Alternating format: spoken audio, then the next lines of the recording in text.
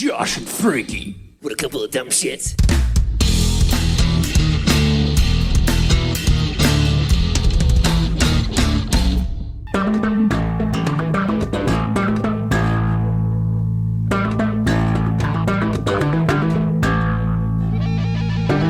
Hello, Primates! You found Primus Tracks. Congratulations. I'm Josh. I'm one of the hosts of Primus Tracks. Hey, you can find Primus Tracks at Primus Tracks, of all things, on Instagram and Threads and Facebook. And primustrackspod@gmail.com is the email address. Primus Tracks actually has two hosts. I'm one of them. I do some of the talking. He, this week, due to the nature of the track we're talking about, has moved down to the 29th floor of Primus Tracks Towers. I hope the adjustment has gone smoothly for him. It's Frankie Bearstein. Hey, Josh. Good idea to move down to the 29th floor of Primus Tracks Towers this week, because we are talking about Primed by 29. But before we prime, Yeah. I believe you have some debris, right?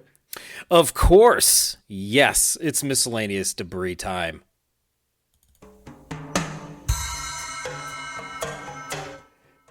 This week, Frankie, my piece of miscellaneous debris comes from skimming some old articles about Les Claypool and Primus. And I'm going to toss this out at you because I'm not sure if you were aware of it. I certainly was not. It's not on Toasterland. It wasn't mentioned in the Grapevine book. It was just mentioned in passing in an article in Bass Player magazine that Les and Larry sat in with Spinal Tap in 1992. Did you know this? What? It's true. Never heard that before. I know. It was just buried in this article about Les in Bass Player magazine from 92. It just casually mentioned that he sat in with Spinal Tap. And so I had to look up the information, of course, and went to the database and found, the newspaper database, that is, and found a San Francisco Chronicle review of the show. So Les and Larry both sat in for the encore, a couple of encore tracks by Spinal Tap. And this, I have to say, the San Francisco Chronicle review of the show is not very charitable in the sense that they said, it's Spinal Tap, but it just wasn't that funny. I'm going to quote from that article. Can you read a bit? Yeah, absolutely. I'm going to quote from the San Francisco Chronicle, June 3rd, 1992. Joel Selvin wrote this article. Near the end, there's a paragraph that reads as follows. Bassist Les Claypool, his head freshly shaved and wearing an aqua-colored bathrobe, and guitarist Larry Lalonde of Primus supplied the evening's soul authentic rock thrills with solos on Short and Sweet during the encores. So they're not... article isn't too jazzed about the comedy, and they're not too charitable about the musical performances either.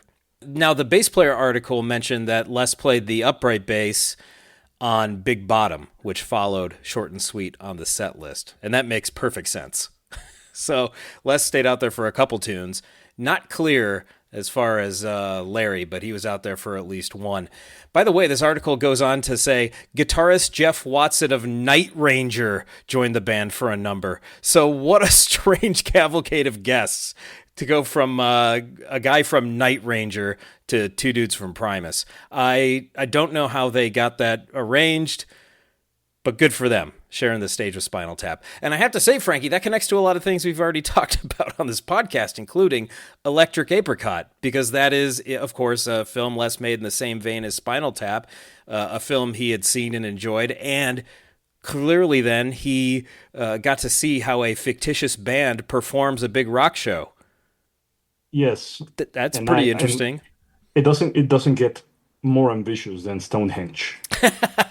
Right. I don't recall Electric Apricot having anything descending from the ceiling that was the wrong size or malfunctioning or that The sort of UFO thing. on New Year's Eve with Adam Gates. Of course, the Adam Gates UFO on New Year's Eve for Primus at the Oakland Coliseum, that debacle. I suppose that killed any gags that they wanted to do from then on out in that regard. I'm just deeply satisfied and pleased that there is a Primus Spinal Tap connection. That is just marvelous. Yes, I was just tickled to find that in that article, and then read the San Francisco Chronicle coverage of it. I'm currently on the hunt for pictures and video. Rudimentary searches have yielded nothing. Jay Blakesberg was not there. He confirmed that to me. So that avenue is shut. And actually, the Chronicle staff photographer who took photos at that show passed away earlier this year. Oh So, wow. Such yes. timing.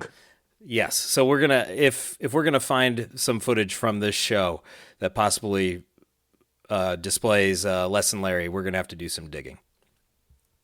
If you were at the show, please email us, primustrackspod@gmail.com. I need to know more. Thank you. Frankie, I think you have some miscellaneous debris. Yes, it seems like more slicks are coming up for sale soon. So remember to register your interest at pachyderminstruments.com if you are willing to transfer the wealth necessary in order to have one of these hunks of furniture in your hand, because they do sell out immediately. That's right. They've already done one run, is my understanding, Yeah, correct? yeah. That sold out And pretty quickly.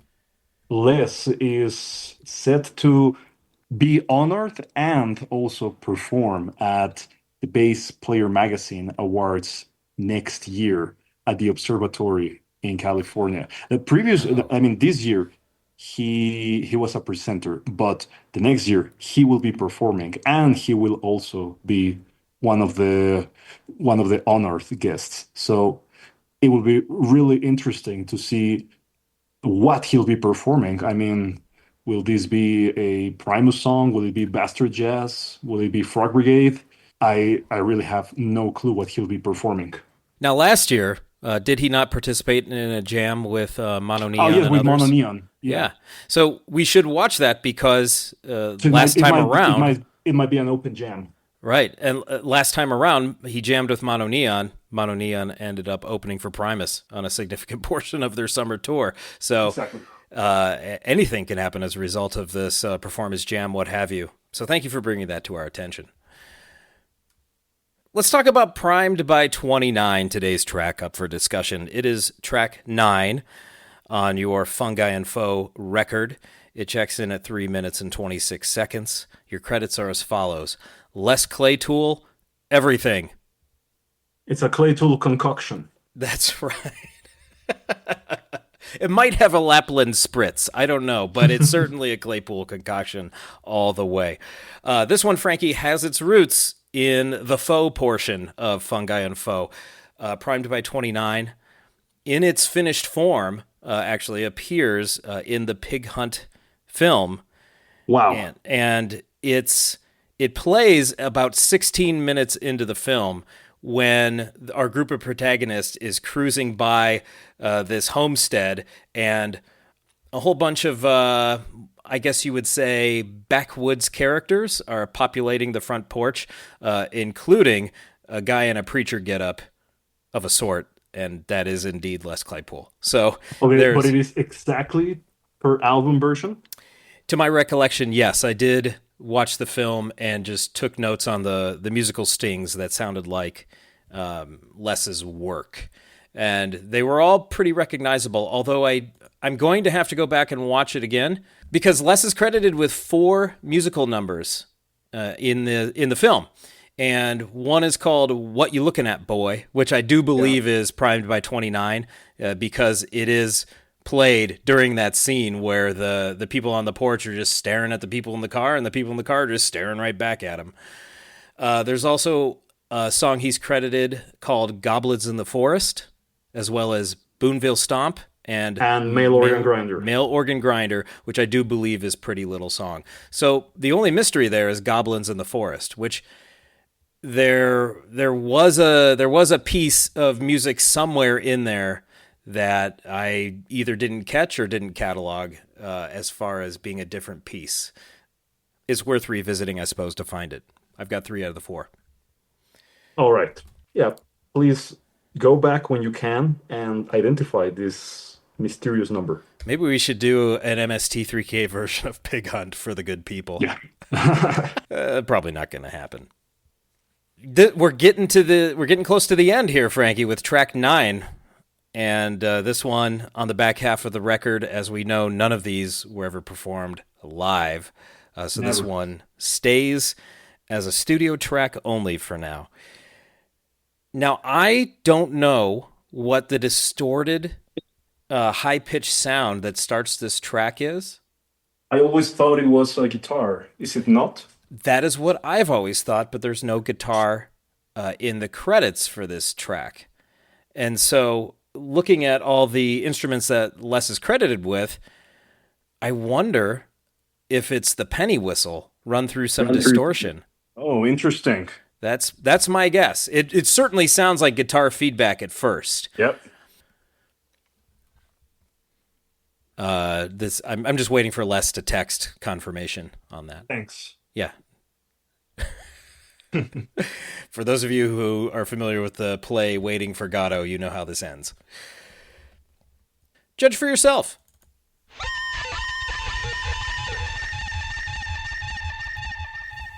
No idea. Could be guitar, could be a penny whistle, whatever the case. I mean, I would still lean towards guitar.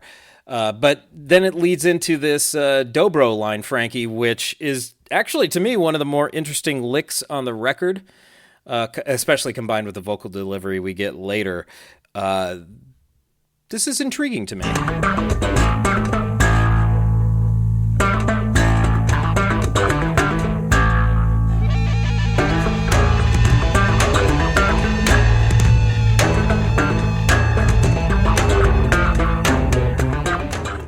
Interesting.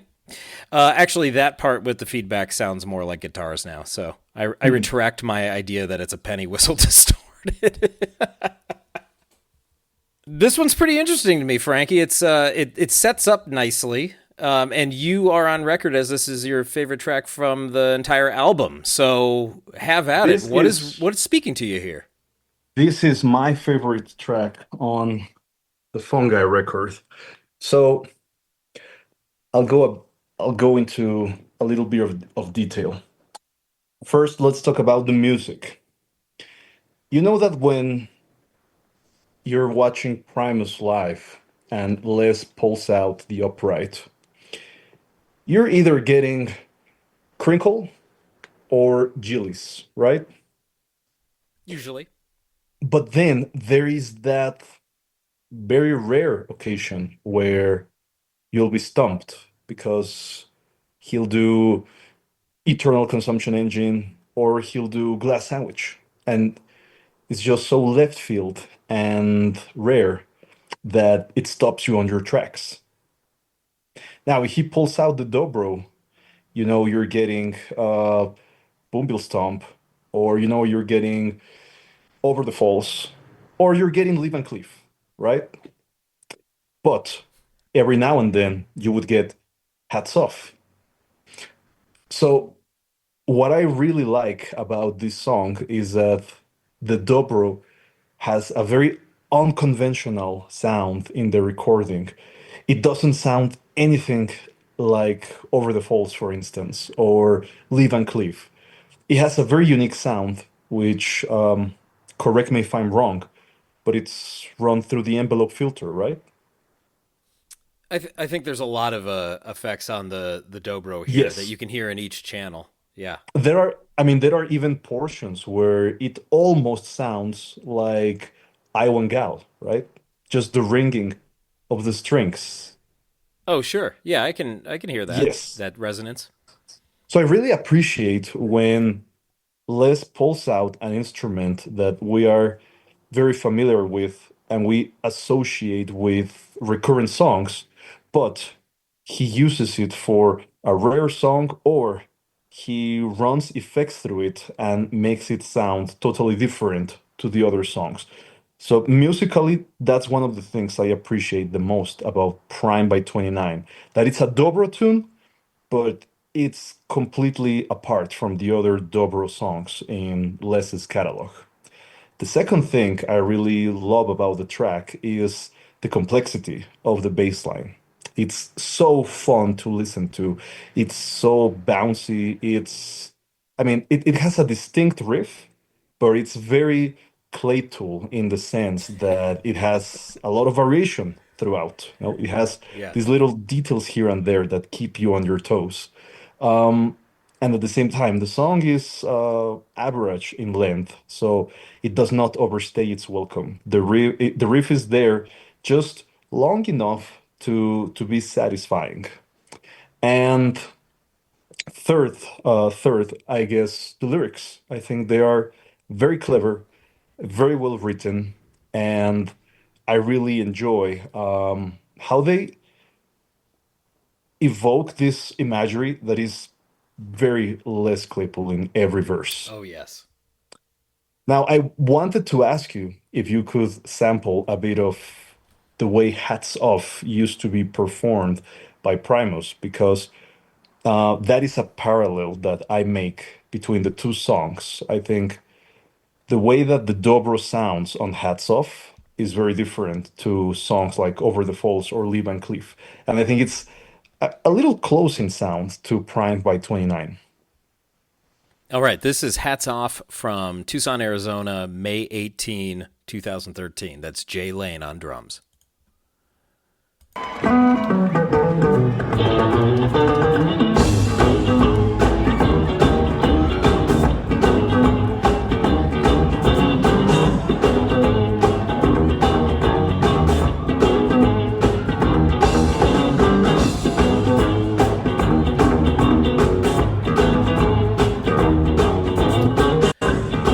I think I'm hearing that upper register that we get with dobro on 29 here, and that bounciness as well. Is that what you're hearing? Yes, instead of being clanky Yes. like Over the Falls and Lee Van Cleef, it's bouncy. Yes.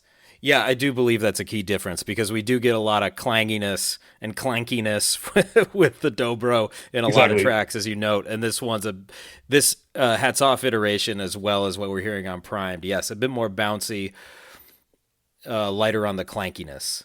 Exactly. So bounce, yeah. it's like Prime by 29 and Boom Bill Stomp. It's night and day. Same instrument, completely different sound.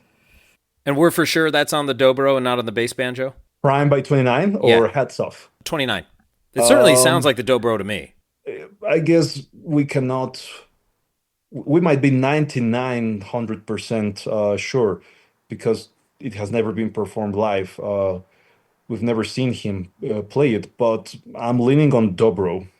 Works Just for because me. I think it kind of evokes Iwangal, but just a little in some portions. But if it had been performed on that instrument, I think it would have been a lot clankier than it is, and it isn't clanky. Was Iowa Gal on the bass banjo? Bass Joe, yeah, Yeah, okay, that's right. I'll go with dobro until told otherwise. This is us waiting for Les to text us again, tell us all the things we're getting wrong, because yeah. Thanks. because if a track hasn't been performed live, sometimes you're guessing at stuff. Yeah. You pointed to the What do you get out of the song musically? Well, you pointed to the vocal delivery, Frankie, but you also talked about the the tone of the dobro or bass joe or whatever's being played here, and I have to say the riff and the way that it sounds is about as backwoods as we've ever heard him go, and I do wonder if I'm allowing myself to be convinced of that because of the footage from the film. And all the characters that are on the porch of that home, but I do think it's as deep woods as we've ever heard from him. He messes around with it, like you say, on tracks like Lee Van Cleef, even Deanne's a Jig. He's messing with that style, but here it seems like he's going whole hog, pun intended, because of the Pig Hunt movie. But it really does seem like he's just going for it. And in combination with the vocal delivery, with the forced voice cracks, and he just sounds like an old broken man in this tune with the vocal delivery. So let's hear a little bit of that.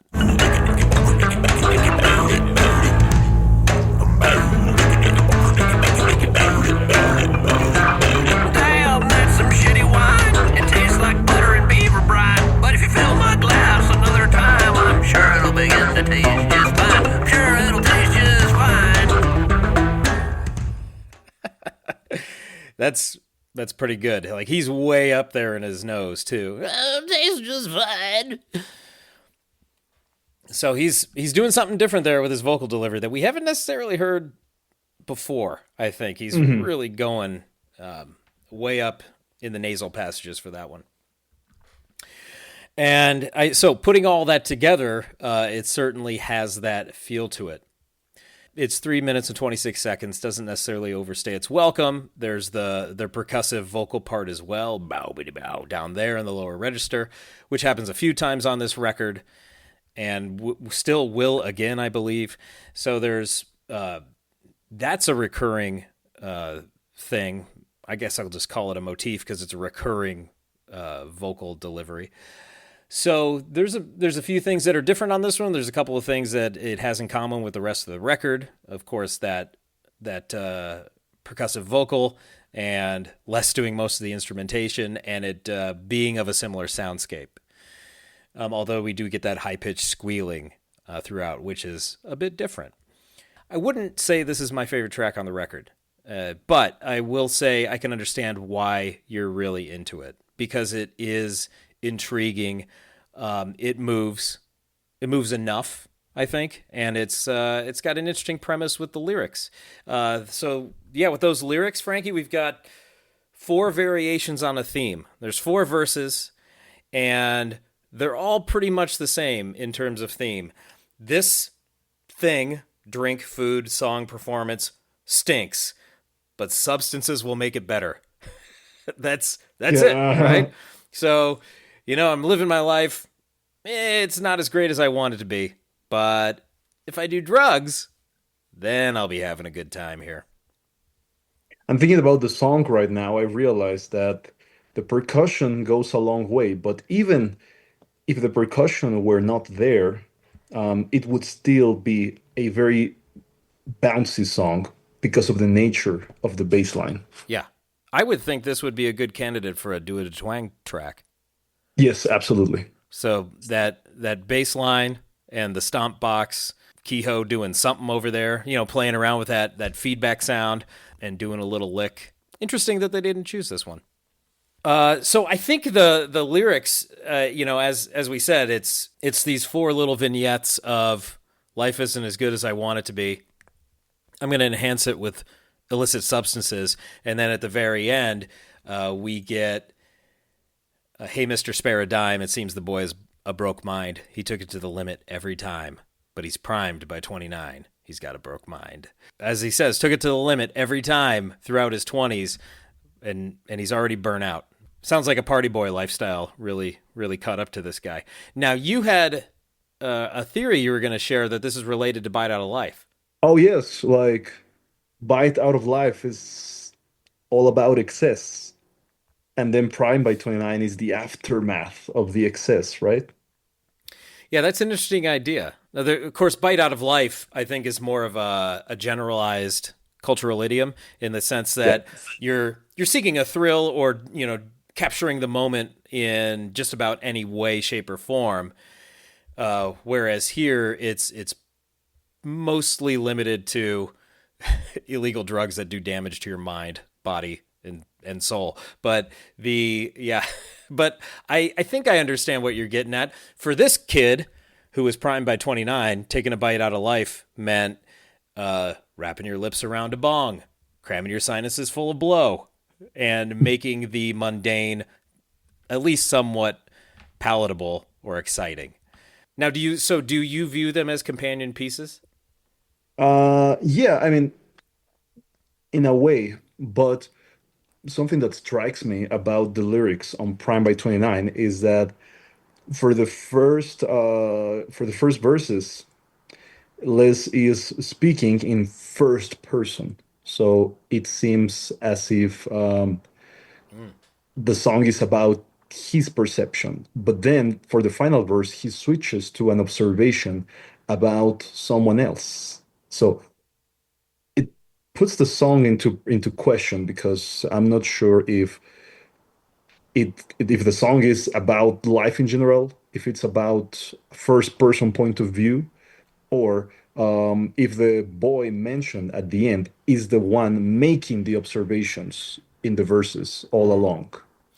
Yes, that shift in perspective is not entirely clear. I'll say that again. The first verse says, "But if you fill my glass another time, I'm sure it will begin to taste just fine." Yeah. So the narrator I is saying, "Give me some more, because then I'll be drunk and I won't care. It'll taste great." Been there, Frankie. Yeah. Mad Dog 2020. I'm interested in that, and I love the complaints too. The description of the wine, butter, and beaver brine, the beef, gristle gum beyond belief, and the horrible song stinks like a big wet donkey dong. That's a great line. And then the snoozer show a shindig dud, but don't you know, if you cram your blah blah blah. There's some really nice imagery in here, as you noted earlier. And So he's got a rhyme for drugs each time. So good for him for having that prior knowledge. So if I understand correctly, beaver brine refers to making beaver meat or other kind of unusual meat more savory. Beavers have these specialized sacs that secrete these fluids that allow them to be waterproof, because they swim a lot. But that fluid, that viscous fluid that they secrete and put all over themselves, smells really bad.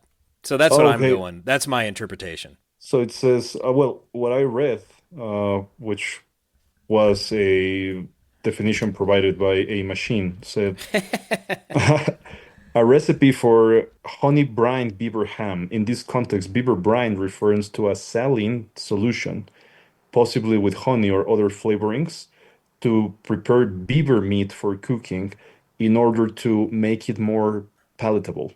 Gristle gum refers to any kind of meat which is chewy, right? Correct. Yes. So the gristle on meat is very chewy. It's not pleasant to experience, and so gristle-filled meat is seen as low quality.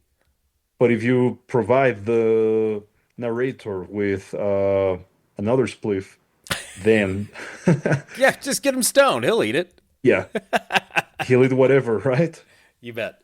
Oh, that reminds me of this screen capture that I saw on Facebook of a person asking if anyone had ever tried making edibles without drugs, like virgin edibles, and then someone replied, "Bitch, do you mean food?" Yeah, right? You mean brownies? Regular Yeah. brownies out of the box? Yeah. I wanted to make a connection to this track too, Frankie, which is we can boil these lyrics down to a phrase that's on the back cover of your release of Phonocyclograph Disc versus the Filthy Ape from 2001. Oh, interesting. Phonocyclograph Disc, of course, our friend DJ Disc, friend of the pod. The Filthy Ape, Adam Gates, another friend of the pod, who did a record together in 2001. And on the back of this CD release, Frankie, right in the middle, it states, "Lower your standards and do more drugs." And Fantastic catch. and that encapsulates the spirit of the lyrics to Prime by 29. I wish I could take credit for that summary, but that's clearly an Adam Gatesism. Thank you, Adam. I really like the ambiguity in this song because when Les says, "Geez, what a horrible song," it could be either referring to any song that the narrator is listening to in the background, Yes. or he could be talking about his own song, Prime by 29. Yes. Yeah, I wanted to take it as meta commentary when I returned Yeah. to this song for this episode. I thought, Which is fabulous. I thought that'd be really funny if he was referring to this song. Yes. He's done that before. The lyrics in Frizzle Fry will play this tune over again. Tweakers, as we sodomize this song. What do they say on the album? He says bastardize. Bastardize. And during Fromage and Hallucinogenetics, that's when he began doing the sodomize thing. There we go. And then, of course, So Dang Impressed, I had to write this song called Fish On. So there's plenty of examples of him doing this. So I wouldn't put him past him to make meta commentary on his own song in this regard. Now, I have not fired up the old bong to test that theory, Frankie, so we'll leave it So to some of our listeners. what is a shindig dog? A shindig? That's just kind of a country fried term for a party or a concert. But to call it a dud means it's not very good. It's not a lively party. Nobody's having a good time. But go into the bathroom, take a little bump here and there. It's gonna be a rager. Okay. I'm glad you're asking these or bringing up these lines because, of course, I'm taking for granted my knowledge of the English language and some of the references he's making, and some of these idioms. And so it certainly might seem Byzantine to someone who's not familiar. Yeah, these are certainly very interesting idioms and expressions. Yeah, a lot of great So slang, too. so when he says stinks like a wet donkey dong, I can only assume what that means. I cannot speak from personal experience in that regard, Frankie. I wish I could share with you what that smells like. But Yeah, we'll given the just description, we'll leave it to the yeah. listeners' imaginations. Yes, I'm gonna err on the side of it's unpleasant at the least. So yeah, those are pretty fun lyrics. I think he was having fun writing these and just finding those rhymes to get to the second part, which is do these drugs and it'll be fine. Well, Frankie, we've talked about it enough. If you would like to talk about this track up for discussion, no matter the episode, all you have to do is go to patreon.com/Primus Tracks, and one of the universal constants over there is Primates Takes. With Primates Takes, I post a thread about the tune, you sound off, and I read your takes, opinions, wants and joys right here on the podcast. For example, John Shreve, Frankie says, Frankie knows what's up. Best track on the album. As someone who grew up somewhat of a hillbilly, gristle gum was very welcome on campouts. In the kitchen, well, if you cook, it's lubricant because the fat part renders down. Whoever the subject of this song of pontification is authored by, they seem to be a master of turning around situations. Thank you, John. Mickey Waters says, great song, seemingly about boredom and the things people do just to get by, but in typical Claypool fashion and similar to sex in every horror movie, you pay the ultimate price when dealing with excess. That's a great comparison. Wow. Many a treatise has been written about what happens to people who engage in sexual activity in horror movies. Our pal Eric in Australia says, no artificial stimulation required for this track. All the Pig Hunt tracks on this album channel the jovial darkness of Claypool via Tom Waits that I love so dearly. There is even a scene in Pig Hunt that is so reminiscent of the My Name is Mud film clip. I spent a lot of time enhancing my life in the ways Primed describes, so I feel the electric grapevine joy. And Eric adds, as a further afterthought, this might be My Friend Fat's Chronicles Part 2. What do you think of that, Frankie? Wow. Interesting proposal. Well, it is familiar territory, these lyrics, and so I think you could conceivably connect them to a lot of Claypool tunes. Yeah, some of it is quintessential Claypool imagery. Indeed. When one of the listeners, who was the second review from? Mickey. Yeah, when Mickey said that the song relates to boredom and the lengths people go to when they are bored, it instantly reminded me of this really fun song called Mope by the Bloodhound Gang. Have you ever heard that song? Yes, I've heard that song. Yes.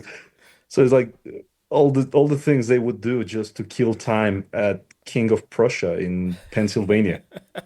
Yes. I remember that tune. Tape the Weather Channel so I can watch it later. Great poll, Frankie. Yeah. It's a funny one. Let's shuffle off to the unemployment line for a moment. Brooks breaks it down as follows. It's a shame that this never got played live. Maybe Claypool was too embarrassed to say big wet donkey dong in public. In any case, I'll certainly agree with Frankie about it being the best track on the album. There you Thanks, go. guys. They're all on your side, Frankie. It's so incredibly validating. I'm somewhat puzzled at now it's a small sample size, but I'm somewhat puzzled at the sheer number of people that are citing this as their top track on the record. So Just because it's so good. Obviously, opinions are varied and wide-ranging on this kind of topic, but it's still it just gives me pause. Final thoughts on Primed by 29, your favorite track from the record, Frankie. I'll never tired of it. I always look forward to listening to it when the record comes up, but it's also part of my playlist. So it's on heavy rotation, and it has not worn thin after all these years. I think it's a really fantastic song. Okay, so you have this on your curated Claypool Primus playlist. To work out, yeah. So this gets a lot of play. Are there any other Fungi and Foe tracks on that list? I got Pretty Little Song, Amanitas, Mushroom Man, and I believe that's it. This is by far then one of the most played tracks from this record for you. Absolutely. As observant listeners have noted, up to this point, 9 tracks on the record are tied for the most listened by me with 2. I have a feeling the final 3 tracks on the record will catch up. Well, I guess I can say this. 29 is a prime number, and it's been tracked. Next time, Frankie, it's just a pretty little song. Yeah. I have a feeling we'll be awash in irony next week. Before we take off today, we should thank our patrons. Our patrones. Or patrones, or primatrons, if you will, over at patreon.com/Primus Tracks. They help keep the lights on here at Primus Tracks, and they support Josh and Frankie, who are, 2 dudes. Let's get some background music while we thank our primatrons, Frankie. I'm going to pull from the Tribute to Kings tour, and in honor of Rush reforming and going out on the road, let's hear Primus play some Xanadu underneath our patron shout-outs. All right, there is quite a list of primatrons, Frankie. These people have been supporting us for quite some time, and endless thanks to them. Really enjoying the hangouts and bonus pods over there, and just interacting with all of you on the Patreon chat there too. So, and we are always thinking about ways to give something back, because we really appreciate the support that we get from you guys on the platform. So I am pleased to announce, details will not be revealed yet, but I am pleased to announce that there will be a raffle very soon, exclusively for you, Patreons, and it's going to be a really cool item which will be raffled. That's all I can say for now. That's all he could say. I also can't say much because Frankie never tells me anything, so I don't know what he's talking about. All right, let's thank our wonderful primatrons who are now scurrying over to patreon.com/Primus Tracks to anticipate the raffle of the century by Frankie Bearstein. Let's thank Ethan from Kentucky. Thank you, Ethan. Joined recently. Bradford Gatesington. Thank you as well. Man, that's a landed gentry name if I've ever heard one. Edwin might have to move over a little bit there. Marcus Mayall, thank you so much. Gene Meyer, friend of the pod. Thanks, Gene. You don't have to do that, buddy. Also, thanks to Harry. Could be Harry Waters. It could be Harry Waters. We don't know. Thanks, Harry. It could be Harry of the Rocks. Also, thanks to Robbie McCory. Wow. Joe T. Thank you, Joe T. Also, thanks to Zach M. Zach's a fun hang. We had a bonus pod with Zach a little while ago. Brian Bergy, thank you, Bergy. Audrey Myers, thank you so much. Audrey Myers? Audrey Myers. Beautiful name. Outstanding. Bryce Shurl as well. Thank you, Bryce. Bryce, wow. Indeed. Cam Covington is next on the list. Thank you, Cam. Cam, is that Cat? Cat Cap? Cap Cam? What catch as catch can? What are we doing right now? Weird Cam, CVC words. Cam with the cap that reads cat, but in Spanish, gato. Oh my gosh. Sure. Yeah, we'll go. I have no idea what you're talking about. Let's move on to the previously mentioned Mickey Waters. Thank you, Mickey. IDK Bye. Possibly the best name on this list. Also, thanks to Lance Halterman. Sachko. Thanks, Sachko. Thanks, Sachko. Tom Dastic. Brittany Ray. Also, Brittany. thanks to Wamola17. And our original landed gentry, Edwin Allen Richards IV. I really hope Edwin and Bradford don't start some kind of land war in Asia, because as you know, you're not supposed to do that. Matt Ray, thank you so much. Our resident fish expert and massive Rush fan, Jordan Kahn. Thank you, Jordan, for your support. Thank you, Jordan. Jordan helped facilitate something that is forthcoming next month, so special thanks to Jordan for that, too. Matt Crakely, thank you for your support, as well as Trish. And we have... Trish. Yeah. I don't... Well, she was not tagged because... I guess Jordan doesn't know who she is, but Trish features in 2 photographs that Jordan Kravitz recently posted on Instagram. So Trish and Sachiko are dancing at the front rail. Oh, ripping. Awesome. Yeah, and the photos are really cool. Excellent. So I messaged Jordan and I said, oh, those are my friends, Sachiko and Trish. And Jordan said that it was refreshing to see ladies at the front row. It's happening more and more. It's great. Things are balancing out in the Primus crowd. Our next person to thank has been around for a while, but they changed their Patreon name to Back of the Envelope Filter.